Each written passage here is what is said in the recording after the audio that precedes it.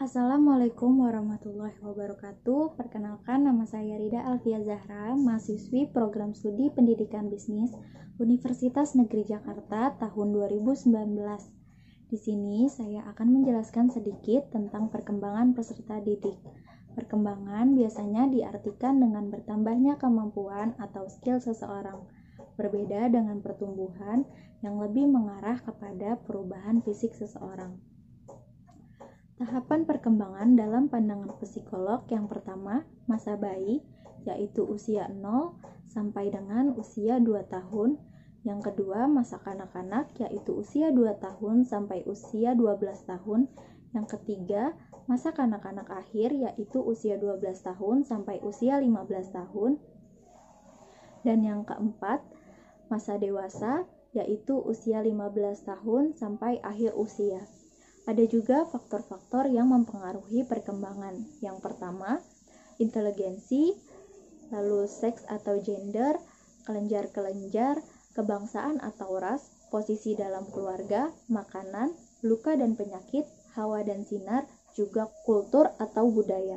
Lalu ada juga perbedaan-perbedaan individual. Seiring berjalannya waktu, tentunya peserta didik terus bertumbuh dan berkembang. Dan tentunya ada perbedaan di antara individual mereka. Perbedaan itu diantaranya perbedaan fisik, perbedaan inteligensi, lalu perbedaan gaya belajar dan gaya berpikir, perbedaan kepribadian, lalu juga perbedaan temperamen. Dalam perkembangan peserta didik, ada beberapa perkembangan. Yang pertama, perkembangan fisik. Dalam perkembangan fisik tentunya ada faktor dan permasalahan. Faktor yang mempengaruhi perkembangan fisik antara lain adalah keturunan dan lingkungan. Dan permasalahan yang biasa dihadapi dalam perkembangan fisik yang pertama yaitu ketidakstabilan mental dan adanya sikap menentang atau menantang kepada orang tua dan juga lain-lain. Yang kedua adalah perkembangan kognitif. Kognitif adalah kemampuan berpikir pada manusia. Dalam Islam dijelaskan di Al-Quran, surat An-Nahl ayat 78, bahwa saat lahir manusia tidak mengetahui apapun, tetapi Allah membekalinya dengan kemampuan penginderaan dan juga hati untuk mendapatkan pengetahuan. Lalu yang ketiga, perkembangan sosial. Perkembangan sosial dapat diartikan sebagai proses belajar dalam menyesuaikan diri dengan norma-norma kelompok, moral, dan juga tradisi, serta meleburkan diri menjadi satu kesatuan dan saling berkomunikasi juga kerjasama.